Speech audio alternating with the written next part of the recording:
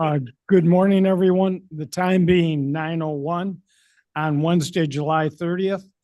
I'd like to call the Kane County Finance and Budget Committee meeting to order. Savannah, would you please call the roll on that? Juby, here. Lewis, Sanchez, Surges, Surge is present. Tepe, Leonard, Leonard here. Berman. Berman here remote. We have Roth Roth here. and Purag we have online. Thank you very much. We have quorum. Mr. Berman and Mr. Surges would like to attend for qualifying reasons and be able to vote. Is there any objection to that? Seeing none, Mr. Berman and Mr. Surges, welcome aboard. Thank you, sir. Yeah, Thank we have you. no need for approval of the minutes. We're going to move right into public comment. And our first person to speak is Denise Theobald.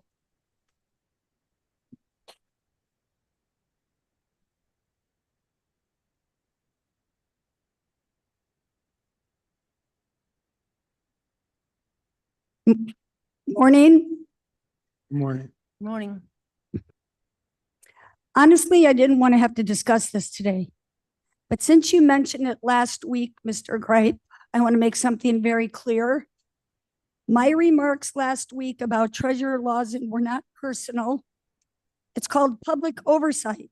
And frankly, your attempt at whataboutism when another speaker was actually out of line to paint me as the one doing personal attacking is nothing more than a deflection from the facts. So I'm here today to back my remarks and to counter a very strategic war of words that you, Lawson, and your far-right allies in the audience consistently bring up week to week at these meetings. These personal attacks can be seen repeatedly on video week to week. So although I shouldn't have to, let me back my words from last week with just a few examples, as I only have 3 minutes. Excuse my voice. During Lawson's term as chair, Kane County's health department was gutted. Over 60 positions were eliminated. Vital roles that provided dental care, food assistance, prenatal services, mental health, and community screenings. With a hiring freeze, Lawson strong-armed a budget cut across departments, including the sheriff's department, a mandated budget. This substantially overworked officers, decreased morale, and reduced public safety. In 2018, they eliminated the electronic home monitoring program. This program helps supervise high-risk pretrial defendants, particularly in domestic violence cases. Now about financial waste. When a much-needed behavioral health facility sought zoning approval, Lawson didn't just vote against it, he publicly led a campaign against it. They sued, the result a $5.6 million tax-funded settlement. Ethics and retaliation against others. For one board member who voted against him, he contacted the food pantry where she volunteered and urged them to remove her.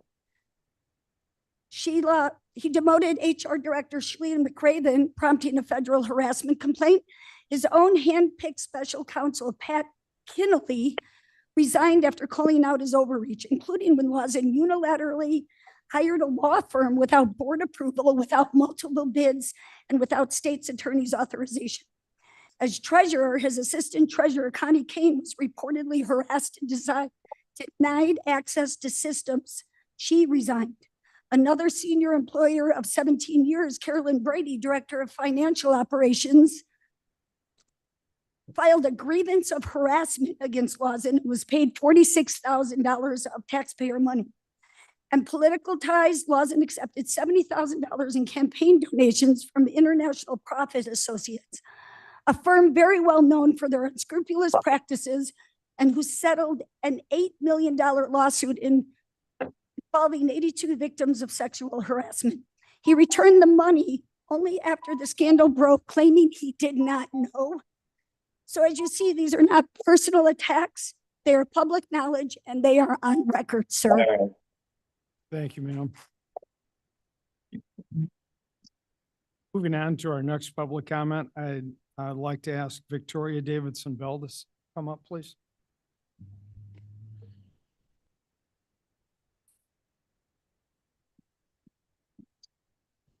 Good morning.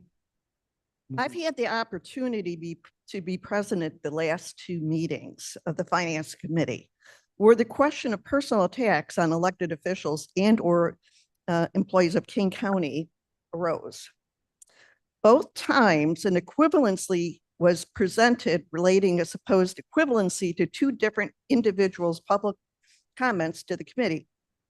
I propose that the two different sets of comments were not equivalent and not that the assumption that these were equivalent attacks on public figures is false. It's not true. We know that public figures are subject to public comment, whether fair or not. Persons who have been elected to this board and other elected positions in the King County government are public figures. Those who sought election have signed on for this side effect of their position. Those who would seek to fight defamation in court. Hold on. What? Defamation in court must prove actual malice for the defendant, meaning a disregard for the truth and/or knowledge that the contested communication was false. This is a high bar to reach to prove defamation. Private citizens are protected by the First Amendment. We have freedom of speech. So what's appropriate public comment on a public figure versus a personal attack? Personal attacks involved an argument that focuses on criticizing the person rather than addressing the substance of the argument itself. Someone attacks a person's character, motives, or other attributes such as age or health instead of engaging with their ideas. This can include insults, name calling, or questioning someone's intelligence or trustworthiness. Appropriate comment against a public figure or issue involves using critical thought. To criticize is to objectively evaluate something, an idea, based on its merits and fault. One uses facts, data, observation, among other things to provide their argument. Absent from this criticism of the person that is not related to the issue being discussed. So let's contrast the disputed comments made in the last two meetings. Please note, I've reviewed the written minutes as well as the video. Person one criticized an elected public official's performance while in one or more offices based on events and outcomes that can be supported by data. There was no discussion of personal characteristics of this public official. The critique was of an objective nature. Person two criticized the public official based on age and health, demanding that this person resign his position. This official's age and health has no relevancy to the job performance. Person two should have used actual facts, outcomes to make his case, and instead he used a personal attack. They had no relevancy. One might question the motive of the board member that brought this forth, as you are well associated with Lawson and Brian Anderson.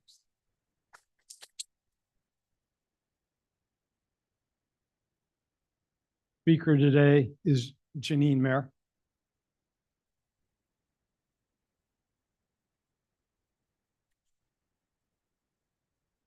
Sure, we'll allow that. Thanks.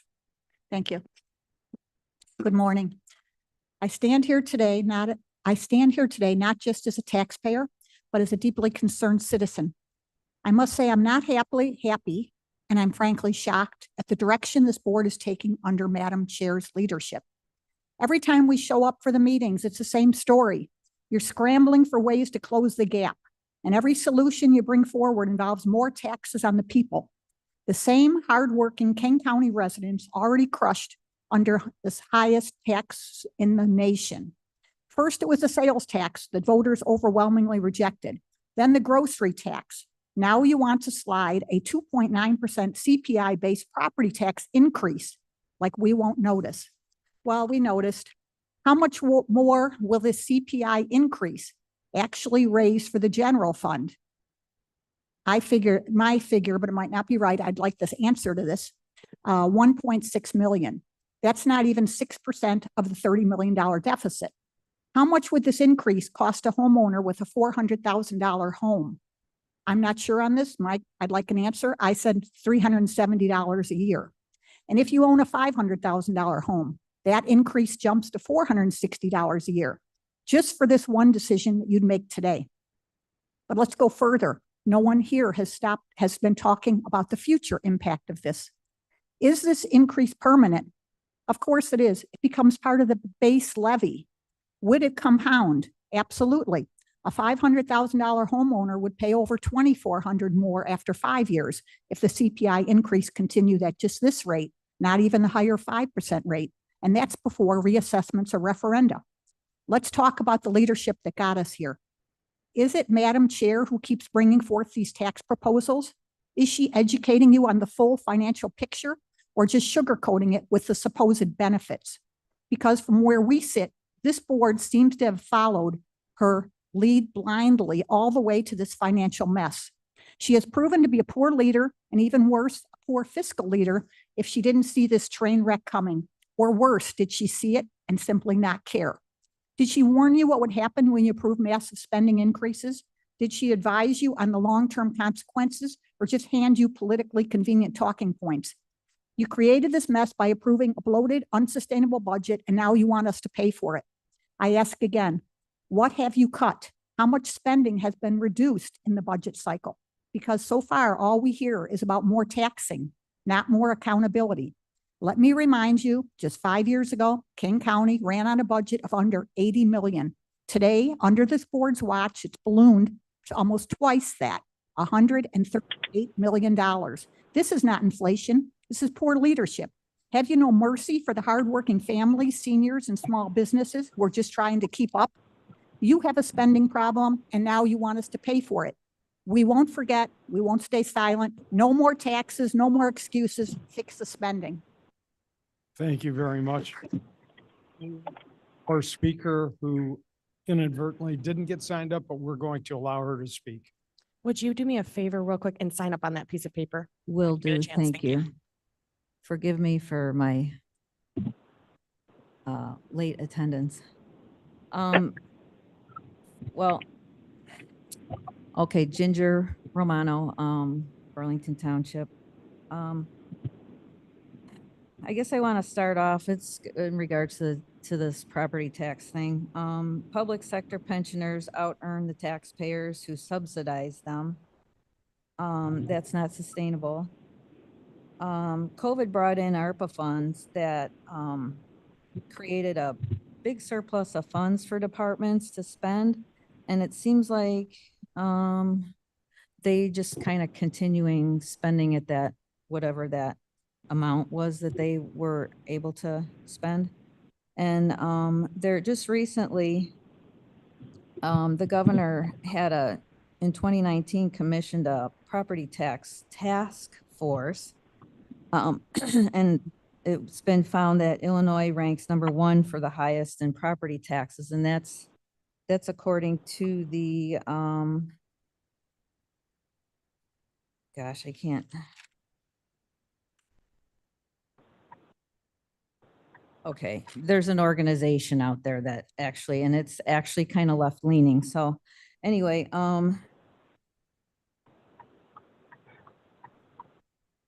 so, and also since 2020, the board and whoever has created a lot of new NGOs to partner with. And, you know, gas prices have risen. Illinois, I know Wisconsin, somebody got gas in Wisconsin and actually saved $15. So with that, oh, and back when the 1% tax was removed for a time during COVID, I recall the finance person saying that really didn't have an effect on the revenue that came in. And then suddenly it's like, well, there's no information. So that would be something interesting to look into. Oh, it's the taxfoundation.org is where I got that information from on the property tax. We rank 8th in state and local sales tax. That's 8th from probably worst. It's at 8.92% overall in the state of Illinois. And then we've got the gas tax on top of that and whatever else other taxes we've got. Oh, and we haven't had much in the way of housing as far as what do I want to say, people coming into the county by looking at the recorder's office information. And in my opinion, the treasurer has done a stellar job at earning optimal interest for the county that no one wants to talk about. And as far as the past, one might want to look at as to why was the maintenance deferred for so long? Could that be the department that oversees that? Thank you so much. Thank you very much. That concludes our public comment. We're going to move on to the finance director's report. Ms. Hopkinson.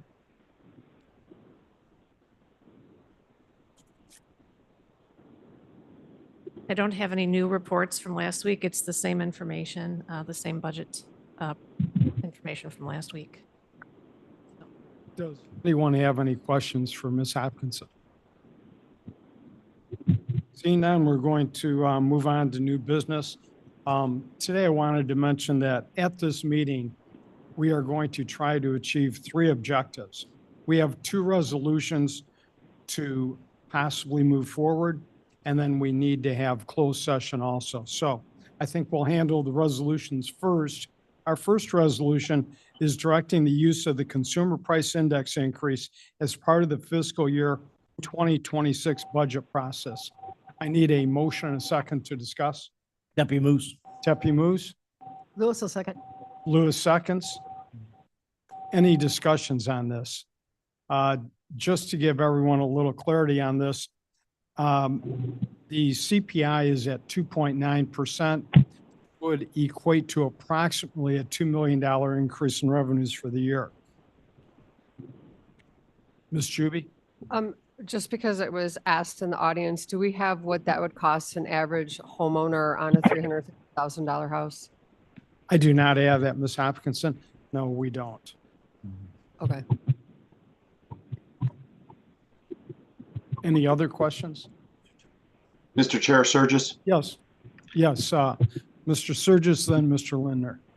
Bill, if you Go can help me identify just a little bit, in the past, and I might be confused here, but was the CPI broken down into 2 components? One of them for new construction, and that's something that we always adopted, but an adjustment to the non-new construction, is that what's being proposed, and that's not what we've done in the past? Give me some clarity there. Yes, Mr. Surges. With respect to the new construction, that is something that we have approved and we've moved forward. It is a separate issue. What we're talking about here is increasing the existing property owner's tax rate by the CPI, which is 2.9%. And this was approved last year. This would be the 2nd year in a row. So it's not that we've never done it before. It's just that, once again, each and every year we have to bring this up and decide whether or not we want to include it. And Bill, the second question on that, is there a range of availability that we can do this to, and where are we in that continuum? Oh, yes, there is a range. I mean, we could go anywhere from 0.1% to 2.9%. The resolution is asking for the maximum amount, which is 2.9% CPI increase. Okay, thank you, sir. Mr. Gripe? Oh, excuse me, Mr. Lindner first, then Mr. Gripe. Yeah, just for some clarity, I have a home that's valued in that $400,000 range. My tax bill last year increased by about $400, of which $12.38 went to King County. Our tax bill is made up of all the taxing bodies. If we increase by CPI, many of the others probably will, but each taxing body makes that decision. $12.38 for a year, I don't see that as being significant, and it doesn't match what we've heard in the room today. We appreciate that clarity, Mr. Lindner. Mr. Gripe? Thank you, Mr. Chair. A question about the CPI. If the committee and then the board adopts the CPI increase, Is that an annual increase then based on what the CPI is determined to be each and every year? That is correct. Each and every year, we take a look at the CPI.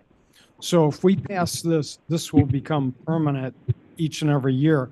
Next year, we'll look at what the CPI and vote on that also. So each year, we have to establish what the CPI is by the state of Illinois, and then we decide whether or not we want to use all of it, part of it, or none of it.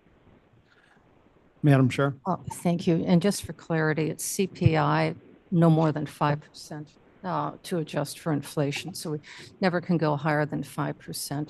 And then little history, I believe it was in 2017, up till 2017 under Lawson's tenure, previous tenure, board's tenure, the new construction was not factored in.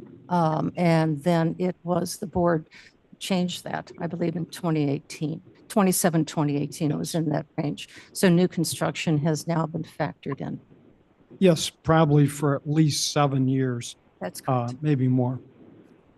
Any other questions? Ms. Lewis? So I don't have a question, I just have a comment. I will support this. There's many taxes that I don't support. This is one I will, because I think CPI, because it's really an adjustment for inflation. I think we have to take it, because just like every household and every other business, everybody, as electric costs go up and gas costs go up and all those things, we have to keep up with that. This really has nothing to do with employments and cutbacks. We cannot just say we're not going to light these buildings and we're not going to pay for, heat and things like that. We have to do it. So this is an inflation one, and this is one of the taxes I support. And it's going to come out of my money too. So I pay taxes, as do you. Thank you, Ms. Lewis. Anybody else? Mr. Tuppy? I agree. Thank you, Mr. Chair. I want to point out that this is $2 million, and I begin to equate $2 million with 20 people. So we're looking at a really tough budget year, and this is 20 people that we can keep on the payroll. Thank you. Thank you, Mr. Tepe. Any other questions, comments, concerns? Nothing remotely. Madam Chair? And as just clarity and for people who are listening, this just affects the budget. This is not the approval, the final approval of the CPI. That'll be brought forward at a separate vote in November, most likely. Yes, and actually, this is moving this forward for evaluation by the executive committee and then by the full board as a whole. So hearing no other comments or concerns. Bill? Oh, Mr. Surges, yes. I'm so sorry. Okay, so what I think I heard was a conflict. Did you say the maximum was 2.9? But for then this year, correct. Okay, but then Madam Chair just said 5? Well, 5% is the most it can be increased any year, no matter what the CPI is. So if the CPI is at 7 or 8%, the most we could increase it would be 5%. Okay, but we do not know what that figure would be. So we chose the maximum. No, we know what it is this year. It's 2.9%. And Okay, each got and it. every year, we get the percentage, the CPI increase and or decrease from the state of Illinois. And that's what we base this discussion on in future vote. Understood. Thank you. This year, it's 2.9%. The ceiling for any year is 5%, which means Okay. you can never get more than that. Thanks for clarifying. Appreciate you. Sure. Any other questions? Seeing none, before we take the vote, I'd just like to say, I think one thing we as a group have all agreed upon, we're not going to agree on every issue, and that's okay. What we need to do is respect each other's opinions, whether we agree or disagree. So however this vote goes, I appreciate the fact that everyone is voting, being reasonably knowledgeable about what we're looking at. Savannah, please do the roll on it. Juby? Shuey, aye. Lewis? Lewis, yes. Surges? Surges, no. Tepe? Tepe, yes. Berman? Berman, yes. Leonard? Leonard, no. Passes 4-2. Resolution passes, and we'll move on to the next one. Thank you very much for your vote. The next resolution is authorizing an expense budget amount to be used for the 2026 general fund, general account budget. I need a motion and a second to discuss and possibly move forward. Deputy moves. Lewis will second. Lewis will second. Any discussion on this? I would just like to make a comment on this, and what my comment is in looking at our expenses, and this is my opinion, but it may be the opinion of other people on the board, it may not, is that what we have to do is find a way to balance our budget. That's our responsibility as a board. Our revenues that we know of right now, we anticipate to be about 112 million. If in fact we used the suggested proposals from all of the department heads and elected officials, we would be in excess of 142, maybe 144 million dollars. With 112 in revenue, we couldn't balance the budget. So what this resolution is suggesting is that we go back to the 2024 actual budgeted actual expenses for 2024 and use that as a baseline, with the understanding that this baseline may go up, but most likely if there's any change to it, it may go down because of our limited revenues. We have 112 million that we know of. We have a few other limited sources of available funds, but we have to balance a budget. So what this is doing is asking the board as a whole to recommend and to ask all the department heads and the elected officials to use the 2024 actual budgeted expenses as a baseline for generating their proposals for 2026. Mr. Chair, Mr. Tepe? expenses not budgeted. Oh, excuse me, actual expenses for 2024.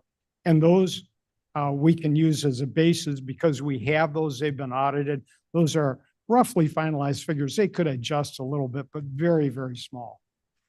Mr. Leonard, Ms. Lewis? could we pull up the Exhibit A that is the actual Yes. meat behind this? Blair, could you pull up It is not included. page Mhm. Exhibit A?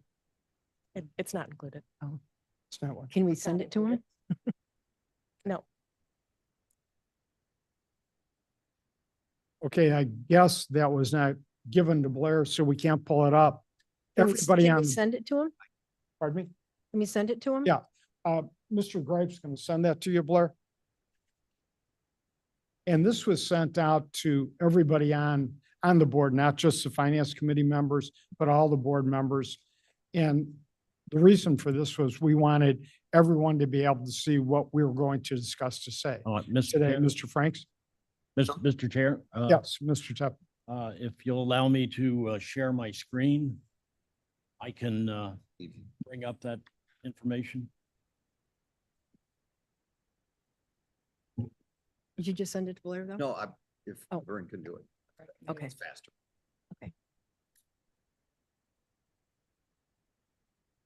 I'm sorry, I just think it's important so everybody sees I it think again. it's a great suggestion, yes. Vern, share his screen.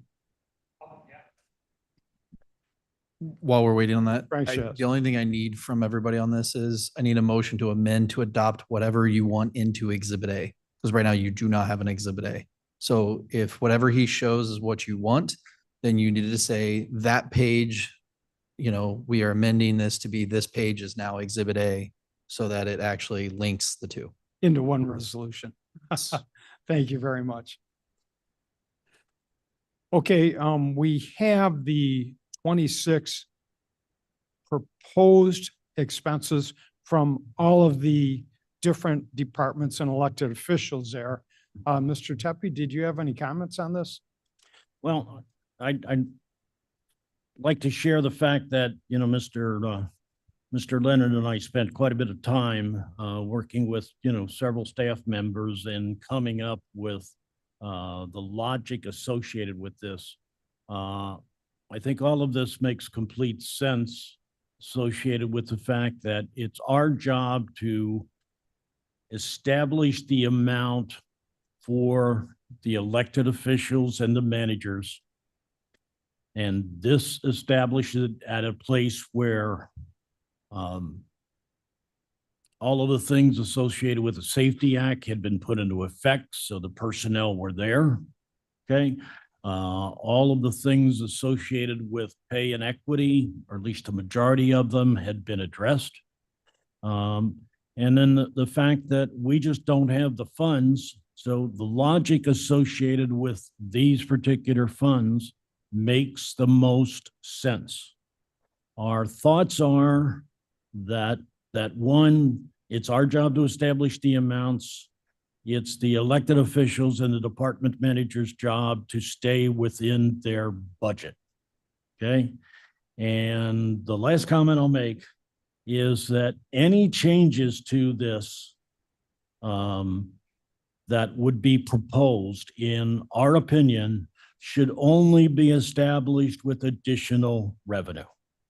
So unless you have revenue to establish a change in this amount, there's no reason to consider. Thank you, Mr. Tepe. 2 points. Number one, what Mr. Tepe explained to us was the fact that each and every department and or elected office has the right to adjust their expense allocation if they have additional revenue in their department or elected office. If they don't, we're asking that everybody follow this. The second point I'd like to make, which I think is very important, is very seldom do I speak for other people, but in this situation, I'm going to speak for myself. I believe, Madam Chair, and all of the county board members. Our wish would be to be able to give every request asked for to every department and elected official. Unfortunately, we just don't have the money to do it. This is not something we want to do. Unfortunately, it's something we have to do. So I want everyone to know this is not meant to be personally attacking any one individual, department, or elected official. It's strictly trying to fulfill our responsibility as a county board and state statute to present a balanced budget. And we can't do that if we don't lower the expenses. Ms. Lewis? Yeah. So first of all, I think this is a really, really good way to start. And I think it's clear cut, we're not picking on anybody. We're just saying we all have to go back to that starting point 2 years ago. So I totally support it, but I have 2 quick questions. One is, last week we got into a bit of a debate on the Regional Board of Education because $70,000 was moved from one to the other. And I'm thinking that's the exact amount that we want them now to take out of their budget. It's like exactly $70,000. So are we going to tell them they have to actually find 70,000 additional? Or are we going to say we're okay with that one because we did that to them? That's just one. Well, first of all, it's a very good question. Did you want to answer that, Madam Chair? I was just doing an anecdotal comment. I said that is across the line. I'm facing that as I'm putting together your budget for the county board office as well. And I've expressed some of my concerns to Vern but I will present that next week to you for your consideration. So everybody is going to be faced with exactly the same comment that you just made. Yeah, but in that case, it doesn't seem right because we chose to move that budget. It's not a budget that should be on ours. It should be in a different buckle. So we don't have to totally debate it today unless Kathy. That's okay. The 24 numbers, the 24 numbers for the Regional Office of Education include the building lease. It's in the 24 and 26 number. And you can answer that one, then come That back is to my not- second. What's your second first? I was just going to say, that's not the information that we have in our packet, what she just said. And it is also confirmation from the regional superintendent that that is not true. Okay. And, like I said, these numbers are actual expenses from 24, and these numbers that we're looking at in this exhibit are proposed numbers for 2026. We're going to have some discrepancies. I understand that. And we are going to have to address those. So we will address those. We will figure out what is fair or unfair if there are exceptions to the rule, which I think there are in this case. So we will address that. At this point, We just want to set up a baseline for expenses that we can allocate revenue towards.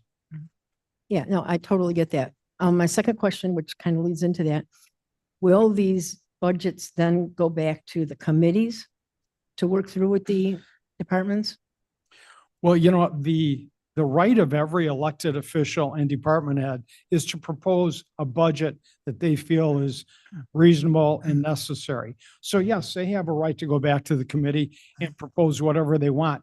This is where we would like them to start from, the 2024 actual expenses. And what this resolution is saying, which we have to amend to incorporate Exhibit A, would state that these are the baselines that we want every department to use for their 2026 budget.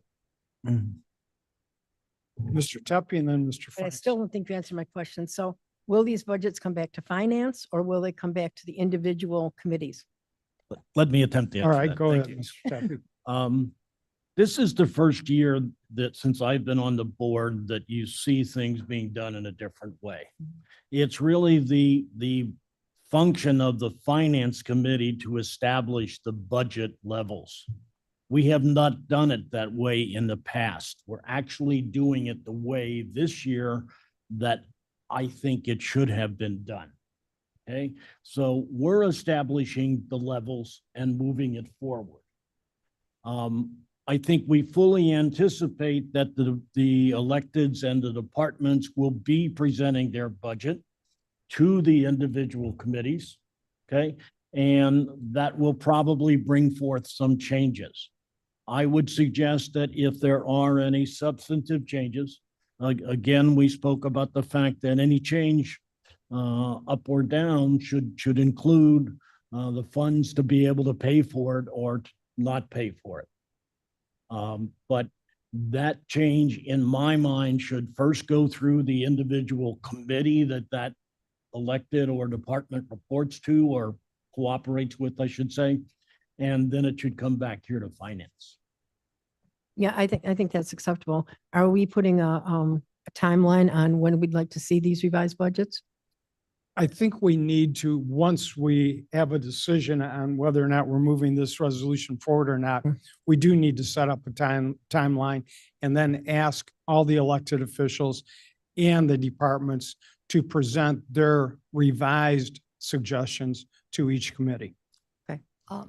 If I may, so I believe everyone is going to be presenting their budget starting in August and then we'll go through all of that. So there'll be some long meetings for some of the committees and they may be broken up perhaps in two components to get through them all so everybody can think.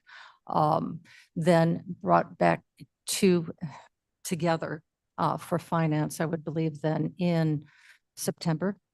And you may have Possibly even late August, if everyone presents everything. Yes, So absolutely. it's our Later- hope that later everyone can present. August, September. Yeah, it's our hope that everyone can present their suggestions to their committees in the month of August. And then at the end of August, when we have our finance committee, that we can approve those suggestions. Ms. Bates? Is this plan relying on the RTA funds being redistributed and the CPI tax being passed? Like I said, they all have a plan. What we're talking about here are the expense allocations, not the revenues. Okay. So we're not looking at the Oh, all right. revenues right now. We do have one revenue resolution that we did pass today, but nothing else is being considered at this point. This is a baseline Okay, for apples expense and oranges. allocations. All right. Yes. Which I like. that. Ms. Juby? Okay. I've had many conversations with a lot of people about this and I appreciate it. I appreciate all the hard work. I have concerns, which I have mentioned before, which I would hope you would indulge me to share.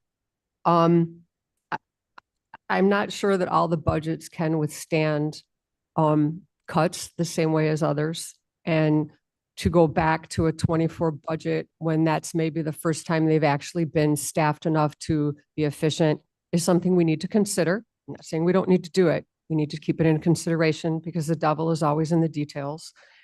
I think we need to make sure 100% that we're accounting for anything that the board had approved It's not that I don't take your word, Mr. Tepe, but I know we approved salary increases, we approved CBAs, we approved other things, and I want to make sure that we have not offered something and approved something to a department and then are taking it away because this is the starting point we want to. So I want them, whoever that department would be, to have the ability to give us feedback that would then give us a data-driven decision. I'm a little concerned that we will not be getting the feedback in our committees that we should be. That is the only time we actually, and I'm only going by the 2 years of experience that I've had where I've watched these budgets get presented to committee and just get moved on. And no one talks about them. So I really, truly believe we need to take that, set aside a large chunk of time, and that's where the people who are presenting their budgets explain it and get feedback and work on it, because we don't really have another place where that could happen other than executive, and that would be a 10-hour meeting. And I think that would be unfair. I think the experts are the people that are sitting in those committees. So I would like to make sure that that happens, that the committees actually engage and their reporting departments engage as well. They need to participate as well. I'm going to discount the idea that this is a fair thing, because based on what was presented in 26 budgets, which they're allowed to do, some people will be asked to be cutting 40% out of their budget to go back to 24.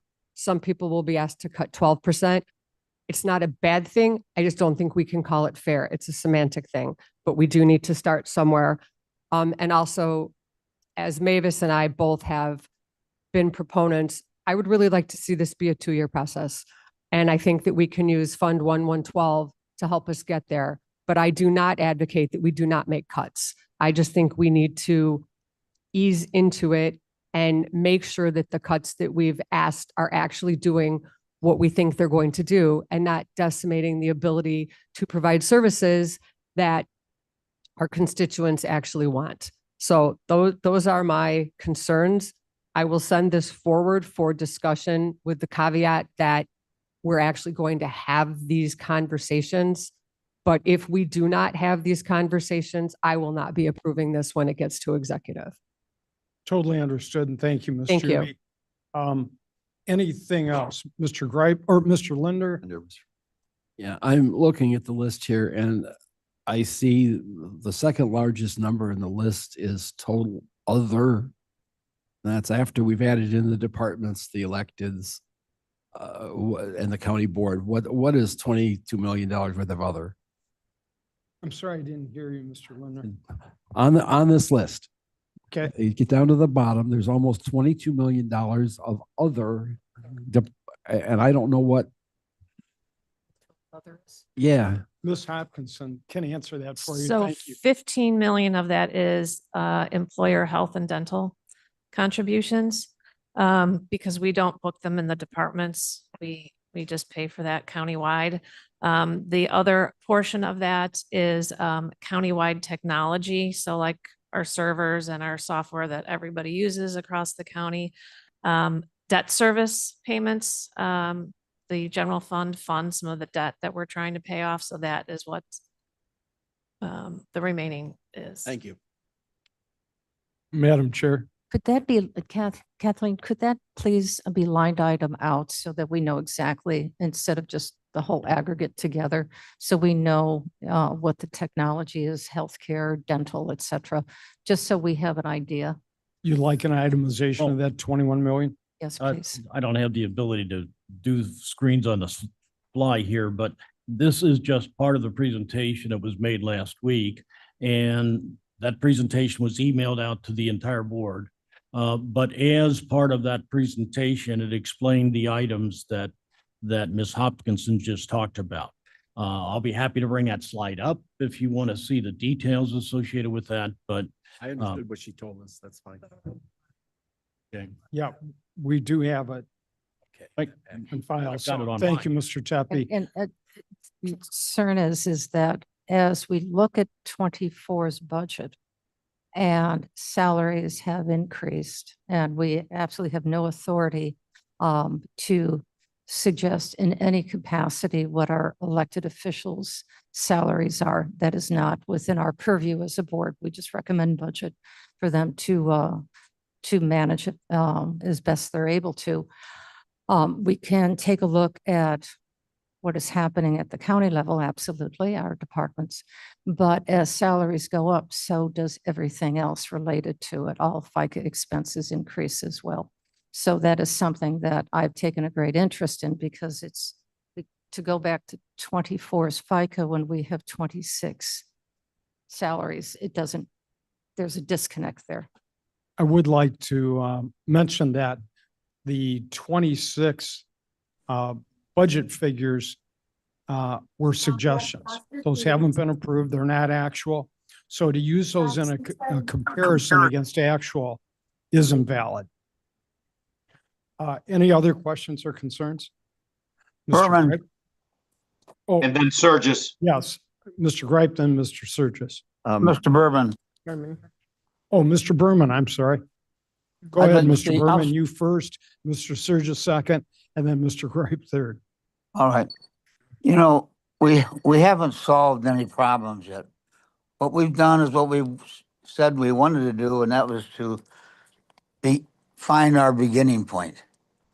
And the first thing was to say, okay, what do people want for 2026? So we have that information now. With approving this, we would say our starting point is now 2024. We have done nothing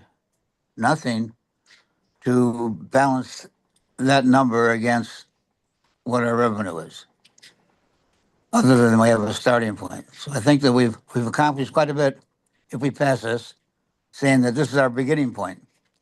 But I still think that the hard work is for each one of these elected officials, each one of these department heads, to then determine how they're going to reduce their budgets to the 2024 numbers that we're selecting. So I think we've accomplished what we wanted to do up to this point, but we have not solved our problem. Thank you, Mr. Berman. We appreciate your comments. Mr. Surges, you're up. Yeah, Bill, you know what, I'm okay. First off, thank you to everybody that has taken time to put this together. And I apologize that we had the delay last week in needing some little bit of time to go through this. My only, and I appreciate the starting point. I think this is an excellent place. However, I did want to reiterate that I will be in favor of the thresholds that I discussed last week. I think it would be really difficult for some of the smaller departments that are already at, bare minimums. I think they're going to struggle to get here. I mean, when you're down to paper clips, it is what it is. And so I just wanted to remind everybody of that. So I don't get accused in 3 weeks, why are you bringing that up now? Hey, I've been bringing it up all the way along. There is a unusual notion of thresholds for some of the smaller departments that I will be advocating for. Thank you. Thank you, Mr. Surges. Mr. Gripe, and then Well, I Mr. Tepe. wanted to answer his question. Oh, okay, go ahead, Mr. Tepe. Cliff, I think what you'll find is that the internal departments have agreed to work together as one group. Okay, so that should allay your fears about individual department staffing. So that's the way we have looked at this budget, and that's why there's one number for the total departments that relate to the general fund. Yeah, Vern, I heard that in the background as well, and I applaud that. So that cooperation. Yeah, I agree. Thank you, gentlemen. Mr. Gripe? Thank you, Mr. Chair. Just going back a little bit, did Mr. Frank have something to say? I just need to be heard at the end. There's 2 procedural issues. Okay, thank you. Any rate, I love where this process has gotten to this point. And Vern and Bill, congratulations. This is my first time going through the budget, and I like the process. I really like the process. My concern is that the picture we're painting around this, and it's other people, and it's like, this is a starting point, this is a baseline. which if I was a department or an elected official, I'd say it's up from here, right? So I'm going to go to 24, but then I'm going to add. Now you both have said, and other people have said, you got to come up with a revenue to do it. My concern is if they consider the reserves or more taxes or something like that to be their revenue. So I think we're handicapping the electeds and the departments a little bit if we imply that we just wanted to start with 24, but do what you want kind of thing. And nobody said that. But the other thing is that if we go through the process of all the committees, and I think that's great, but I'm looking at the clock and we're going to back ourselves into a very difficult, oh my gosh, we're out of time. We've got to do this. And I've never seen anybody make a good financial decision. So I would love this process to keep going. It's not up to me, but I did this as a career and, you know, I think we're at a great spot and we should keep going. Thank you, Mr. Gripe. You know, I think the point too that needs to be made is using the 2024 actual expenses as a baseline or a starting point doesn't mean that it's going to go up. It may go down. And that's all dependent upon what revenues we can generate to balance the budget. So the reality is this is not fun for anyone. None of us wanted to have to do this, but we have to do it. So I think in the hope of moving this process forward so that we don't run out of time and we're not doing this at the end of October or even into November, we need to move ahead on this resolution and decide whether or not we're going to approve it or not approve it. But before we do that, Mr. Franks had two comments on the actual resolution and the amendment to it. So regarding the Exhibit A that I'm looking at up here, I'm assuming this is the one everyone's agreeing to. Is that right? Okay. My question for you, just for sake of clarity, is this the 85,211,232 is the number they all have to get down to, or are you partitioning out every elected official down to their individual number that's on this list? We are trying to give a starting point for every official. However, if they want to work together like the department heads have and come up with a combined group to meet that 85 million, that's fine too. We're not telling them how to spend their money or how to allocate their revenues. We're just saying, this is the number we need to get to as a starting point for not only the elected officials, but all the department heads. Sure, I understand. I guess my question is a little bit more procedural rather than substantive. Are you asking the sheriff to resubmit a budget that would be either in or around, on or around 38,289,894? Or are you looking for a percentage cut off of his 26 requests so that gets him down such that all of it together would be around the 85 million? We are open to either option.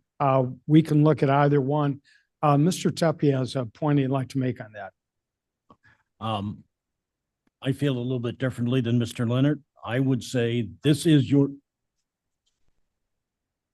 I feel a little bit differently than Mr. Leonard. I would say this is your budget number, okay? Our job is to come up with a budget number. Your job is to live within your budget. Again, if you have a way to come up with additional revenue, then you can change your budget. But we do not have the funds to even cover all of this. And reality's hit. I think we've got a very logical approach, a very defensible approach. And it's time for the electeds and the departments to become part of the process and to live up with reality. Okay, so the reason I'm asking, again, isn't substantively, this is purely procedural. The resolution as it reads right now is that the King County Board hereby recommends that offices and departments, plural, not singular, revise their submitted 26 budgets to be in accordance with the amounts, plural, again, not singular, listed in Exhibit A. So I'm trying to make sure it's clear what you are all voting on and what the offices and departments would then need to be looking to do. So if you're saying what Mr. Tepe is saying, that makes complete sense to me. And there's really no changes other than just simply adding this as an amendment. However, Mr. Leonard, if what you're kind of ascribing to is something more akin to one or the other, you'll need to make an amendment that it kind of accounts for that, because the way the language will read right now is you're asking the sheriff to do the 38,289,000, you're asking the court services to do 13,939,000, and so on and so forth. And the other thing is, for departments, while I understand that they are combining their accounts, my question is, are they doing that formally in the budget, or are they doing that just for purposes of this resolution? Because that makes a difference for this too. Okay, with respect to what they are proposing, once again, this is a proposal. It's not a hard and fast figure that they're living with. What we're suggesting, these are the numbers that we are asking everyone to meet. Now, down the road, if this is approved and moves forward, if the electeds come back and say, okay, we can reach the 85,211,000, but we're going to change a few of the numbers of our members, that's fine. We're not telling them how to spend their money or what to do with it. We're just saying we need to get to this number as a whole for not only the elected officials, but the department heads. Sure. And you will need to make the language change onto the resolution then. Could you suggest that language change for us? And then that's one amendment. And then number two, we have to include this budget or this exhibit also. Yeah, so you would either need to change the exhibit accordingly to kind of account for it, or you would simply need to change kind of the language. Either way is fine. Let me preface on why I'm bringing this up issue first. There's a secondary issue, which is a little bit of the procedure on this, and Ms. Lewis touched in on this very keenly. All the elected officials and all the individual departments are required by King County ordinance to be allowed to submit their budgets to their standing committees. It's a shall, not a may. And the concern I have related to this resolution is that now thankfully it says recommends, it doesn't mandate. So, but the concern would be is if this is approved by the King County Board before they're allowed to submit to their standing commissions, it creates like a timing issue. So as long as everyone's able to submit and then the board decides, now that we've heard your formal submissions, we're now asking you to revise, all that fits the timeline. There doesn't appear to be a problem with that. If, however, this is approved by the county board before those submissions, there is a concern as it relates to whether or not you've allowed the departments, but specifically the elected officials, to do what they're allowed to do, which is submit the budgets they propose. I've appreciated everyone's answer. I'm bringing this up as a timing concern for you all to figure out. I will help if you need me to, but it is a timing concern that will come to fruition. So if you want me to change this, I can, give me 5 minutes or so. We'll try to figure something out for you. If you're wanting to just simply adopt it more in line with Tepe's way, that's the way you should vote. I think at this point, we will vote on whether or not to adopt this or not, Mr. Tepe's suggestion. One thing nice about a resolution is we can always amend the resolution. So if we approve this and then we decide we want to change it down the road, we can always amend it. So this is a starting point for everyone to start moving this process forward with the reality that there are going to be cuts. And these cuts are not pleasant, but the more time we give to every department head and elected official to decide how they're going to implement these changes, I think the better off they are. Ms. Juby? Okay, so I think that your suggestion gave us two options. Vern's suggestion gave us one option. I think the Assistant State's Attorney is offering to give us language that allows us to do two, but certainly do one. I think it would do a great disservice for us not to give him 5 minutes to write that amendment up, because it eventually will do what we want it to do, and we won't have to amend it if we find out that they're all going to get together at Starbucks and find $85 million. If we don't do it in an amendment now and they all get together at Starbucks and do 85 million, we all have to come back. So I think that we should allow him the ability to do that, and then we should pass that forward, because I think the end result will still get us on our timeline and get us in the discussions that we want to have. I agree with your opinion on that, Ms. Juby. I'd like the consensus of the Finance Committee to give Mr. Franks 5 minutes to revise this resolution so that it will meet the options that we have available. Could I could I suggest, excuse me, one amendment, another amendment to that? Could you please pull out the county board's budget out of that number of 85? Although it is an elected office, it is not based on, it's a hybrid. It's a hybrid based on 24 board members who approve their budget. I had, No, I You think know, we need to I do understand this. your point, Madam Chair, but I think what we'll do is we'll give Mr. Franks 5 minutes to revise this. We'll vote on that and then we'll move forward. Mr. Mr. Chair, Tepper, yes. an argument against that. Okay? The more we add options associated with this, the more we take away from the fact that we need to give specific numbers. They need to live with those specific numbers. If they decide to make some changes, you very easily said we can change the resolution. If we continue with the resolution the way it is, it's very specific. If they want to come back with some changes, we'll certainly consider it. And I think in order to make things happen, Mr. Gripe said, the clock is ticking. They need clear direction on what is their budget. The way it currently exists does that. Thank you, Mr. Tepper. I do feel that I do feel we are giving them direction here today by using the 2024 actual expenses as a baseline or a starting point. What they decide to do is up to them. But I do like the idea of having two options, not 6, not 8, 2 options. And then we can decide on that. So I'd like Mr. Franks to revise the amendment to the wording that would satisfy our right to use one of 2 options. we're going to pause. Pardon me? Can we start the timer? I think what we'll do is we're going to take a 5-minute break and then we'll reconvene.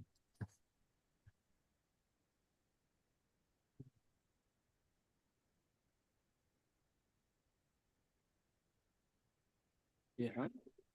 10:02, so at 10:07, we're going to reconvene. Get yours.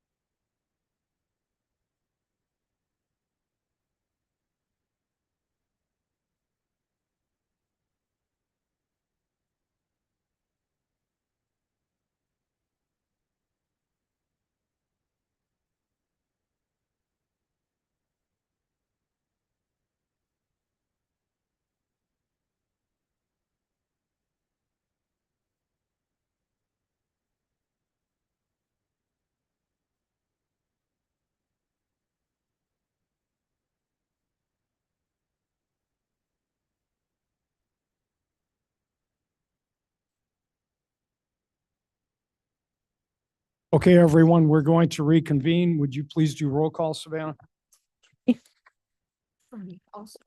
Juby, Are we establishing? It's roll call. Juby here. thank you. Lewis. Sanchez. Surges, Surge is present. Pepe, Happy here. We're here. Berman. Berman's still in line. Okay, and Ross. Roth here. You have a quorum? Okay. Berman here. We're going to continue our discussion on the second resolution. Our state's attorney, assistant state's attorney has some suggestions on what we should vote on in order to present this resolution in the proper manner for either approval or not approval. Thank you for giving me the definitely under 5 minute amount of time. I was actually surprised I made it under 5, but anyways, I have a couple quick suggestions that I think will take care of the issue. It will not be the best prose I've ever written, but you know, in under 5 minutes, that's what we get. All right, so I need someone to make an amendment in a second to, and this amendment will remove the last whereas paragraph. And then there will be the now therefore will read as follows. Now therefore be it resolved by the Kane County Board that it hereby recommends that the offices and the S on offices will be in parentheses.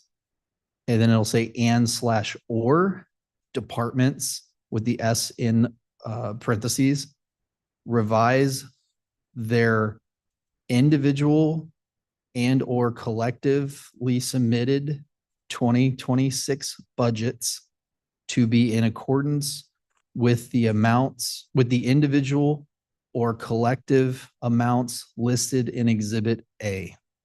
And what this does is it allows the 87 or 85 million number to be kind of a basis point. It also allows the individual numbers to be a basis point. It allows the collective budget for the departments to remain intact, and they have to find their way down to 17 million. And last but not least, based on what Mr. Leonard was saying, this also allows, let's say if the sheriff and the state's attorney want to get together and combine a joint submittal, kind of like the departments did, that would allow for some flexibility that would allow for that too. Does everybody understand? But yes, Ms. Shuby. I'm just asking, is there a way you can get it on the screen? That's exactly. Yeah. Thank you. Can you share like a, or something? Well, sure. You spell check. If Vern shared a screen, maybe. That's a 10-minute review.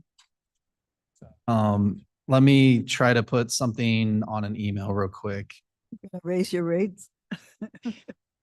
if you would all let me. Mavis, no, Mavis, Cut them? don't suggest that. Can you cut them? man? Yeah, give me 2 seconds. I can. Well, while he's doing that, I have a question Yes, Ms. or a Fox. comment.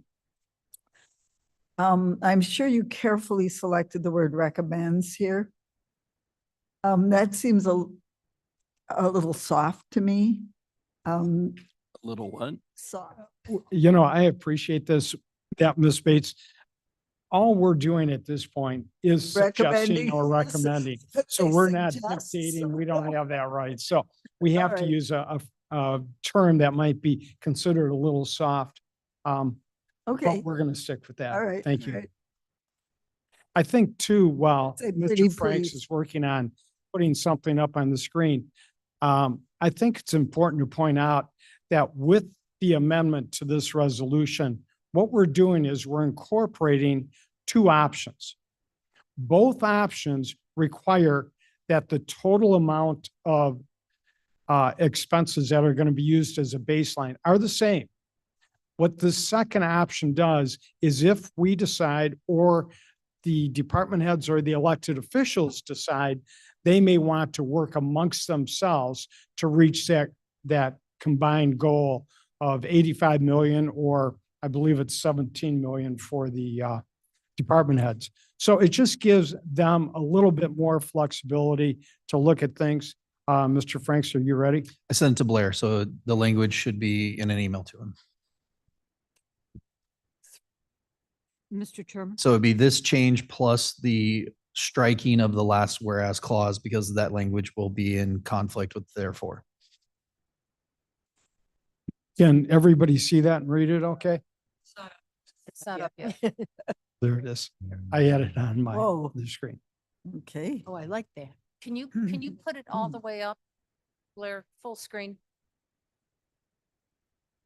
There we go. Thank you.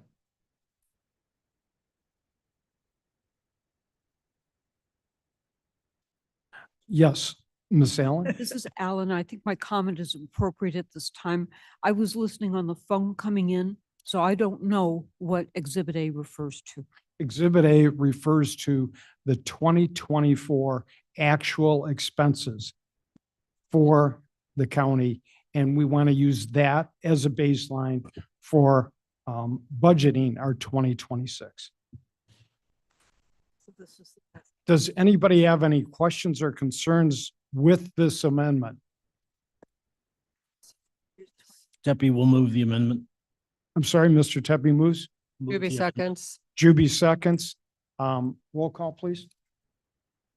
And this is to this amendment that's on the screen that is being incorporated into the resolution, As well as the striking of the whereas clause. as well as striking the whereas clause. Agreed. Juby, Juby, I. Lewis, Lewis, yes. Surges, Surges, yes. Tepe, Tepe, yes. Leonard, Leonard, yes. Berman. Berman, yes. Is amended. Okay, the amendment has been approved. That is now incorporated into the resolution. We've had quite a bit of discussion about the resolution, so I'd like to go directly to roll. Juby, I. Lewis, Lewis, yes. Surges, Surges, yes. Tepe, Tepe, yes. Leonard, Leonard, yes. Berman. Berman, yes. Passes. Okay, the resolution as amended is approved. We're going to move on now. Is there any old business we need to discuss? I don't think so. Chairman? Madam Chair, go ahead. Can a copy of the new resolution be passed out to everybody? So we We'll have. that send one clear? to every board member. Thank you very much. And in fact, let's send it to every board member and make sure every department head and elected official gets it also, so that they all have it on file. With attachment A. Yes, that's Mr. part of the Leonard. resolution now. So yes, we have attachment A in there and the changes. Mr. Seeing Leonard, no, I'm sorry. Mr. Leonard, this is, Yes, Mr. Prim, please go ahead. well, I don't have everything in front of me. I guess the question of the day is, does the total 2024 expense, is it less than the revenue we have recognized for 2026? Oh, heck. No, it does not. Our revenue that we know of that is what we feel very secure is 112 million. We have a resolution we passed for a CPI increase, which would generate another 2 million. We have some other revenue sources and or considerations made by department heads that will bring us close to that number. So we're hoping to get very close to that number. Thank you. Thank you very much. Sure. Seeing nothing else, what I need now is, I need a motion and a second to go into executive session to discuss personnel matters. Mr. Leonard, I move to go into closed session to discuss appointment, employment, compensation, discipline, performance, or dismissal of specific bodies of the public body. Much better said than I did. Thank Thank you. you. And a second on that. Lewis will second. Lewis will second. Roll call. Juby, Lewis, Lewis, yes. Surges, Surges, yes. Tepe. Tepe, no. No, you said? No. Oh, okay, sorry. Thank you. Leonard, Leonard, yes. Berman. Berman, yes. Going to executive session? Be just a minute here and we'll go into executive session. Anyone that's not a board member, if they would please leave. Don't forget to take any belongings you have, purses, coats, whatever.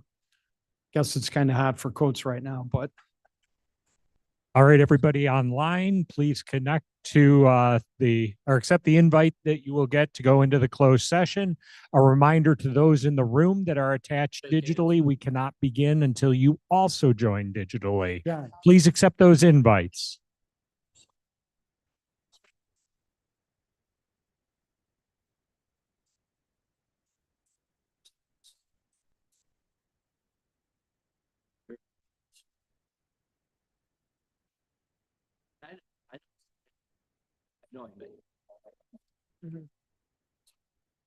Is there anybody hearing my voice online that feels they should be in the closed session?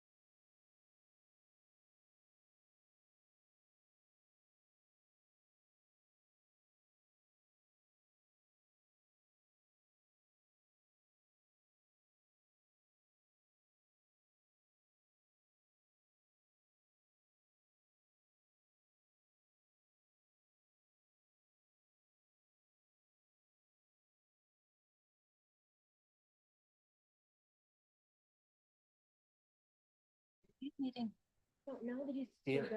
Mike, are you meeting Flint Hall? Oh, yeah, next week. Yeah. Is it, okay, okay, okay. I think I'm gonna go.